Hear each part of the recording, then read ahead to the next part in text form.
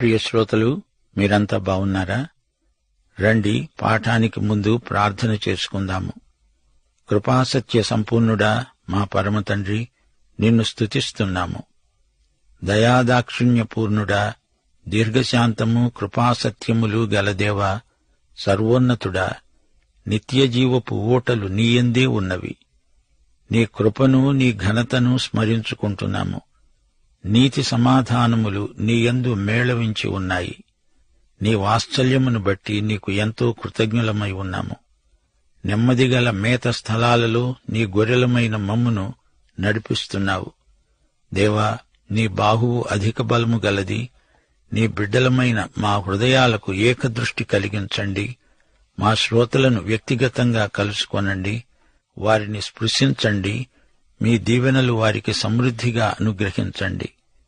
రోగులను ముట్టి వారికి ఆరోగ్యం ప్రసాదించండి. కుటుంబాలకు ఎన్నో అక్కరలున్నాయి. మీ సమృద్ధిలో నుండి వారికి దయచేయండి. చంటి బిడ్డలను, గర్భిణీ స్త్రీలను, బాలింతలను దర్శించండి. నిరుద్యోగులను, దారిద్ర్య బాధితులను కనికరించండి. క్రైస్తవ సంఘాలను, సంఘ పరిచర్యలను బలపరచండి. క్రైస్తవ సహవాసాన్ని, సహోదరత్వాన్ని ఉజ్జీవపరచండి. మా దేశమును, ప్రభుత్వాన్ని, ప్రజానాయకులను జ్ఞాపకం చేసుకుంటున్నాము. నేటి వాక్య అధ్యయనాశీర్వాదాలను మాకందరికీ సమృద్ధిగా దయచేయమని, మహిమ పొందుమని మా ప్రభువు రక్షకుడు అయిన యేసు నామమున ప్రార్థిస్తున్నాము తండ్రి. ఆమేన్. సోదరీ సోదరులారా, మన పాఠం దానియేలు గ్రంథం 5వ అధ్యాయం 24వ వచనం నుండి 31వ వచనం వరకు. గోడమీది రాతను చదివి చెప్పడానికి దానియేలు విందుశాలకు వచ్చాడు. దానియేలు ప్రసంగం చేస్తున్నాడు. అన్నాడు, రాజా బెల్షజరు, దేవుని ఎదుట నుండి ఈ అరచేయి వచ్చి ఈ రాతను రాసింది. అది దేవుడు పంపిన చెయ్యి, దేవుని చెయ్యి. ఆ చెయ్యే గోడమీద రాసింది. ఆ రాత నీ మీద తీర్పే. గోడమీద ఆ చెయ్యి రాసిన శాసనమేదనగా, మెనే మెనే టెకెల్ ఉపార్సీన్. ఈ మాటలు మెనే మెనే టెకెల్ మరియు పార్సీన్. ఈ మాటలకు అర్థమేమిటంటే, మినే అనగా దేవుడు నీ ప్రభుత్వ విషయములో లెక్క చూచి దానిని ముగించాడు. అనగా నీ రాజ్యం ముగిసేలోపుగా ఎన్ని రోజులు గడవాలో దేవుడు లెక్కించాడు. నీ గడువు తీరింది. టెకెల్ అనగా ఆయన నిన్ను త్రాసులో తోచగా నీవు తక్కువగా కనపడ్డావు, తేలిపోయావు. పార్సిన్ అనగా నీ రాజ్యం విభజింపబడుతుంది. అది మాదీయులకు, పారసీకులకు వశమవుతుంది. బెల్షస్సరు ఆజ్ఞాపించగా వారు దానియేలునకు ఊదారంగు వస్త్రము తొడిగించి అతని మెడకు బంగారు హారం వేసి ప్రభుత్వము చేయటంలో అతడు 3వ అధికారి అని చాటించారు. రాత్రియందే కల్దీయుల రాజైన బెల్షస్సరు హతుడయ్యాడు. మాదీయుడైన దర్యావేషు 62 సంవత్సరముల వాడై సింహాసనమెక్కాడు. శ్రోతలు గమనించండి, మెనే అంటే లెక్కించబడినవి. ఇదే మాట 2 సార్లు పలకబడింది. మెనే మెనే, లెక్కించబడింది, లెక్కించబడింది. 2 సార్లు అన్నప్పుడు అది పునరుద్ఘాటించబడిందని భావం. నీ రాజ్య దినాలు దేవుడు లెక్కించాడు. లెక్క ముగిసింది. టెకెల్ అంటే తూచబడింది. నిన్ను త్రాసులో పెట్టి దేవుడు తూచాడు. తూచగా తక్కువ పడిపోయావు. పెరెస్ అంటే విభజన. దానికి బహువచనమే పార్సెన్. అనగా నీ రాజ్యం చీల్చబడి మాదీయులకు, పారసీకులకు పంచబడింది. మెనే మెనే టెకెల్ ఉపార్సెన్. రాజు సన్మానం చేసి నీవు రాజ్యంలో 3వ అధికారివి అన్నాడు. కాని అది జరగలేదు. ఆ రాత్రి రాజు హతుడయ్యాడు. ఆ రాత్రే బబులోను పతనమైపోయింది. మాదీయ రాజప్రతినిధి దర్యావేషు వచ్చి ఆక్రమించుకున్నాడు. 70 సంవత్సరాలు ఇశ్రాయేలును చెరపట్టిన బబులోను ఆ రాత్రి పతనమైంది. మినే మినే టెకెల్ ఉపార్సీన్. ఈ నినాదం బెల్షాజరు గుండెలో మారుమోగింది. బెల్షాజరు యుద్ధంలో మృతి చెందాడు. లెక్క లెక్క, నీ రోజులు లెక్కించబడ్డాయి. నీ లెక్క ముగిసింది. కీర్తనల గ్రంథం 90 వచనం 12. మా దినములు లెక్కించడం మాకు నేర్పు అనే ప్రార్థన.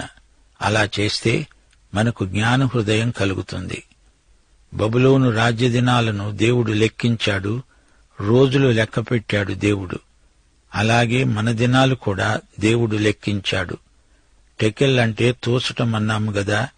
టెకెల్ అంటే బరువు అని కూడా అర్థముంది. దేవుని దగ్గర త్రాసు ఉంది. దేవుని త్రాసు చాలా సున్నితమైనది, దాళా లేని త్రాసు. బబులోను రాజ్యం దేవుని త్రాసులో సరిగా తూగలేదు. దేవుడు బబులోనును హెచ్చించాడు, ఇప్పుడు దాన్ని తగ్గిస్తున్నాడు. ఎందుకని? బబులోను దేవుని ప్రమాణానికి, కొలతకు, తూకానికి తక్కువబడింది. ప్రకటన గ్రంథంలో యేసు ప్రభు 2-3 అధ్యాయాలలో సంఘాలకు ఉత్తరాలు రాశాడు. చిన్నాసియాలోని 7 సంఘాలకు 7 ఉత్తరాలు రాశాడు. యేసు దీపస్తంభాల మధ్య సంచరిస్తున్నాడు. దీపస్తంభాలంటే సంఘాలే. దీపాలు కొడిగట్టకుండా ఒత్తిని ఎగసన తోస్తున్నాడు, నూనె పోస్తున్నాడు, ఒత్తిని నలుపుతున్నాడు, సరిచేస్తున్నాడు. అలాగే దేవుడు మనలను తన త్రాసులో పెట్టి చూస్తున్నాడు. ప్రతి సంఘంతో ఆయన మారుమనసు పొందు అని చెప్తున్నాడు. మన స్వనీతి దేవుని త్రాసులో తేలిపోతుంది. మన స్వనీతి దేవుని దృష్టిలో మురికి గుడ్డ పేలికలు. ఆయన నీతి అయితేనే సరిగా తూగుతుంది. రోమాపత్రిక 3వ అధ్యాయం 21 నుండి 23వ వచనం వరకు. ధర్మశాస్త్రమునకు వేరుగా దేవుని నీతి బయలుపడుతున్నది. దానికి ధర్మశాస్త్రమును, ప్రవక్తలును సాక్ష్యమిస్తున్నారు. అది యేసుక్రీస్తునందలి విశ్వాసమూలమైనదై నమ్మే వారందరికీ కలిగే దేవుని నీతి అయి ఉన్నది. ఏ భేదమును లేదు. అందరూ పాపము చేసి దేవుడనుగ్రహించే మహిమను పొందలేకపోతున్నారు. మానవత యొక్క క్రియలన్నిటినీ దేవుడు తన త్రాసులో పెట్టి తూకం వేస్తున్నాడు. ఇక 3వ మాట పెరెస్. పెరెస్కు బహువచనమే పార్సిన్, అనగా విభాగాలు. బబులోను రాజ్యం చీలిపోతుంది. మాదీయ పారసీకులు ఈ దేశాన్ని పంచుకుంటారు. రాజ్య విభజన జరుగుతుంది. బంగారు తల తొలగించబడింది. ఇప్పుడు వెండి చేతులు వస్తాయి. ఈ లోకరాజ్యాలన్నీ ఆయన చేతిలోనే ఉన్నాయి. యెహెజ్కేలు 21వ అధ్యాయం 27వ వచనం, నేను దానిని పడదోస్తాను, పడదోస్తాను, పడదోస్తాను. దాని స్వాస్థ్యకర్త వచ్చే వరకు అది నిలవదు. అప్పుడు నేను దానిని అతనికిస్తాను. క్రీస్తు వచ్చే వరకు ఈ లోకరాజ్యాలన్నీ అలాగే పడిపోతూ ఉంటాయి. ఎందరో రాజులు, నియంతలు వచ్చారు, పోయారు. ఎన్నో రాజ్యాలు లేచాయి, పడిపోయాయి. ఇంకా లోకరాజ్యాలన్నీ ఆయన అదుపులోనే ఉన్నాయి. దానియేలు గ్రంథం 2వ అధ్యాయం 34వ వచనంలోని రాయి ఏ మానవుడు చేతితో చెక్కింది కాదు. ఆ రాయి పైనుండి వచ్చింది. ఆ రాయి యేసే. యేసుక్రీస్తే వచ్చి స్వయంగా తన రాజ్యం స్థాపిస్తాడు. బెల్షాసరు విందుశాలలో ఉండగానే మాదీయులు నగరాన్ని ముట్టడించారు. బబులోను కోటగోడల క్రింద కందకాలలో నీరు ప్రవహించదు. ఆ కాలువలను యూఫ్రటీసు నదికి మళ్లించారు. మాదీయ సేనాపతి సైన్యంతో రాజసౌధంలోకి చొచ్చుకొని వచ్చాడు. మాదీయ పారసీక సైన్యాలు వచ్చిపడ్డాయి. రాజధాని నగరాన్ని వశపరుచుకున్నాయి. శ్రోతలు, దేవుని త్రాసులో తూగని ఈ రాజును దేవుడు తీసి అవతల పారేశాడు. అందరూ పాపము చేసి దేవుడనుగ్రహించే మహిమను పొందలేకపోతున్నారు. రోమాపత్రిక 3వ అధ్యాయం 23వ వచనం. ఇదే దేవుని త్రాసు. అందుకే దేవుడు మనకిప్పుడు రక్షణ పిలుపునిస్తున్నాడు. బెల్షాజరు తిరస్కరించాడు, నశించాడు. ప్రియ శ్రోతలు, వింటున్నారా? బంగారం పోయింది, ఇప్పుడు వెండి వచ్చింది. బంగారం బబులోను, వెండి మాదీయ పారసీక రాజ్యం. అకస్మాత్తుగా వచ్చిపడ్డారు. రాజ్యాన్ని స్వాధీనపరుచుకున్నారు. యెషయా గ్రంథం 21వ అధ్యాయంలో బబులోను పతనం ప్రవచించబడింది. మరో బబులోను భవిష్యత్తులో ఘోర పతనం చెందబోతోంది. ప్రకటన 18వ అధ్యాయం. దానితో కృత్రిమ మానవ నాగరికత అంతమైపోతుంది. సోదరీ సోదరులారా, దానియేలు గ్రంథం 5వ అధ్యాయం ముగిసింది. అయితే ఈ సందర్భంలో మా శ్రోతలకు కొన్ని ప్రత్యేక హెచ్చరికలు చేయగోరుతాము. ఇవి చారిత్రక విశేషాలు. నెబుకద్నెజరు 43 సంవత్సరాలు రాజ్యమేలాడు. నెబోనిడస్, బెల్షాజరు తండ్రి కొడుకులు కలిసి రాజ్యమేలే నేపథ్యంలో 5వ అధ్యాయం వృత్తాంతం జరిగింది. గోడమీది రాత 3 అక్షరాలు, 3 మాటలు, ప్రవచన రహస్యాలు ఈ మాటల్లో దాగి ఉన్నాయి. బబులోను రాజ్య పరిసమాప్తిని సూచించే తీర్పు మాటలు. గోడమీది రాత. గోడమీది రాతకు ఉన్నది ఉన్నట్లు దానియేలు అర్థం చెప్పాడు. రాజుగారి ప్రాపకం కోసం ఇచ్చకపు మాటలు చెప్పలేదు దానియేలు. బెల్షాజరుకు బబులోను చరిత్ర తెలుసు. గత చరిత్రను క్లుప్తంగా దానియేలు పునర్విమర్శ చేశాడు. అంతా తెలిసి బెల్షాజరు దేవుని అధికారాన్ని ధిక్కరించటం అతని నాశనానికి హేతువైంది. దేవుడు సమస్తానికి సృష్టికర్త అని తెలిసిన ఏ మనిషి ఇంత అవివేకంగా దేవునికి ఎదురు తిరగడు? బెల్షాజరు రాజ్యం అవినీతితో, దౌర్జన్యంతో నిండిపోయింది. దేవుని తీర్పునకు రాజు తలవొగ్గక తప్పలేదు. దేవుని తీర్పును ఎవరూ తప్పించుకోలేరు. దేవుడు తీర్పరి అని ఎరిగిన వ్యక్తి వెంటనే పాపము నుండి తొలగి దేవుణ్ణి క్షమాపణ వేడుకోవాలి. దేవుని నీతి న్యాయములను అనుసరించి జీవించాలి. బబులోనును పడదోయడానికి మాదీయులు, పారసీకులు ఒకటయ్యారు. బంగారు తలపోయి వెండి చేతులు వచ్చాయి. నెబుకద్నెజరు కలలోని సంఘటనల క్రమంలో ఇది 2వ ఘట్టం. దర్యావేషు అతని సైనికులు కోటకు చుట్టూరా ఉన్న నీటి కాలువను వేరే దిక్కుకు మరల్చి ఎండిన నేలపై వచ్చి బబులోనును ఆక్రమించుకున్నారన్నాము గదా. ఇదంతా దేవుడే జరగనిచ్చాడు. లేకపోతే బబులోనును వశపరుచుకోవడం సాధ్యం కాదు. మాదీయుడైన దర్యావేషు ప్రత్యేకమైన వ్యక్తి. ఎజ్రా, హగ్గయి, జకర్యా గ్రంథాలలో పేర్కొనబడిన దర్యావేషుకు ఇతనికి సంబంధమేమీ లేదు. బెల్షజరు అనే పేరుకు అర్థం బేల్ దేవుడు రాజును కాపాడునుగాక. ఈ బేలునే మెరోదాకు అని కూడా అంటారు. బేల్ దేవుడు బెల్షజరును కాపాడలేకపోయాడు. అతడు ఆ రాత్రి అకస్మాత్తుగా శత్రువు చేతిలో హతుడయ్యాడు. బెల్షజరుకు యెహోవా దేవుడు ఎవరో తెలియక కాదు. యెహోవా ఇశ్రాయేలు దేవుడని, పరలోక దేవుడని, ఏకైక సత్యదేవుడని తెలుసు గాని తన తిరస్కార భావాన్ని వ్యక్తం చేస్తున్నాడు. సత్య ఏక దేవుణ్ణి నిరాకరిస్తే ఇక వారు ఎవరిని ఆశ్రయిస్తారు? మనుషులు చేసిన దేవుళ్లను వారు స్తుతించారు. దేవుని దీర్ఘశాంతానికి హద్దు ఉంది. దేవుని తీర్పు సమయం వచ్చేసింది. దేవుడంటే భయభక్తులు లేని వారిపై దేవుడు కఠిన చర్య తీసుకున్నాడు. బెల్షస్సరు తన ఆస్థాన మాంత్రికుల చేష్టలు ఎరుగును. చాలాసార్లు వారి తాంత్రిక ప్రదర్శనలు చూచాడు. కాని పరలోకం నుండి నిజమైన సూచన తనకు కనిపించడం ఇదే మొదటిసారి. ఈ మాంత్రికుల నుండి ఏ జ్ఞానబోధ లభించదు. కలలకు, దర్శనాలకు వారు సరైన వివరణ ఇవ్వలేరని పలుసార్లు రుజువైంది. నీకు అదిస్తా ఇదిస్తా అని శోధించాలని చూచాడు రాజు. గాని దానియేలు ఈ శోధనకు లొంగలేదు. పాత నిబంధనలో బిలాము ఎలాంటివాడు? అతడు డబ్బుకు గులాము. దేవునికి మన బ్రతుకులపైన, మన శాశ్వత గమ్యంపైన తిరుగులేని ఆధిపత్యమున్నది. దేవుణ్ణి మహిమపరచడానికి నిరాకరించడం ప్రమాదకరం. శ్రోతలు, బబులోను మహానగరం పతనం కావడం చారిత్రాత్మకంగా గొప్ప ఆశ్చర్యమే.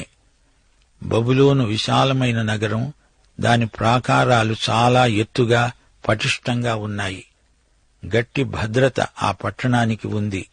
అయినప్పటికీ అది దేవుడు చెప్పినట్లే మాదీయ పారసీక రాజ్యాలకు వశమైపోయింది. మాదీయ పారసీక రాజ్యానికి అధినేత కోరెషు. దర్యావేషు కోరెషు ప్రతినిధి. దానియేలు గ్రంథమంతటిలో కొన్ని అనుమానాలు మా శ్రోతలకు కలగవచ్చు. ఈ గ్రంథారంభంలో దానియేలు రాజుగారి ఆస్థానంలో శాకాహారిగా ఉన్నాడు. దానియేలు మాంసాహారా, శాకాహారా అని కొందరు ప్రశ్నిస్తున్నారు. నెబుకద్నెజరు అన్యుడు. లేవియ కాండంలో ధర్మశాస్త్రం ప్రకారం కొన్ని జంతువులు నిషిద్ధం. ఇశ్రాయేలీయులు కొన్ని జంతువులను నిషిద్ధములని ఎంచుతారు. ధర్మశాస్త్రం ప్రకారం అది ఇశ్రాయేలీయుల ప్రత్యేకత. ఇది ప్రతి ఇశ్రాయేలీయునికి ఆధ్యాత్మిక నైతిక బాధ్యత.